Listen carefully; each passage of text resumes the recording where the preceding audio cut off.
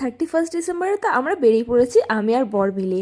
এখন যাচ্ছি দিদির বাড়ি, কারণ দিদির বিল্ডিং এ আছে আজকে পিকনিক, আর আমাকে আর বরকে ইনভাইট করেছে। আর এটাও একদম ডিসাইড হয়েছে লাস্ট মিনিটে, যার জন্য আজকে যেতেও দেরি হয়ে গেছে। আর এসেই দেখি এখানে তো জোর কদমে ডান্স চলছে। আমরা যে কখন এসে গেছি দিদি সেদিকেও দেখিনি। যাই হোক, ডান্স থামিয়ে আমাদেরকে ফাইনালি এখানে দিল কফি আর ফ্রেঞ্চ ফ্রাই, এর সঙ্গে ছিল ভেজ পকোড়া। আর ব্যাস খাবারটা শেষ করে আমি চলে গেলাম ডান্স করতে। আসলে 31st নাইটের আমাদের কোনো তো প্ল্যান ছিলই না, হয়তো প্ল্যান হয়ে যেত, বাট দিদি ভাগ্যিস আমাদেরকে বললো, নইলে এত সুন্দর একটা পিকনিক আমরা মিস করে যেতাম। আর সব থেকে ভালো যে জিনিসটা হয়েছিল, এখানে রান্না করার দায়িত্ব কেউ নেয়নি, সেজন্য সবাই মিলে চুটিয়ে এখানে মজা করেছে। আর যে মহিলাগুলো এখানে রান্না করতে এসেছিলেন তারাও কিন্তু আমাদের সঙ্গে ডান্সে যোগ দিয়েছে।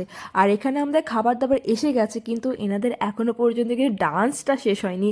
আর দেখছেন যিনি একদম মন খুলে নাচছেন, ওনার জন্যই কিন্তু এই পিকনিকটা হয়েছে আর কি, ওনার উদ্যোগেই। যাই হোক, এখানে আজকে আমাদের মেনু ছিল fish cutlet, fried rice, mixed fried rice, chilli chicken, আর পাঁপড়, আর ছিল নরেন গুড়ের রসগোল্লা। আর আমার তো 31 ডিসেম্বর এইরকম কাটলো। তোমাদের কেমন কাটলো অবশ্যই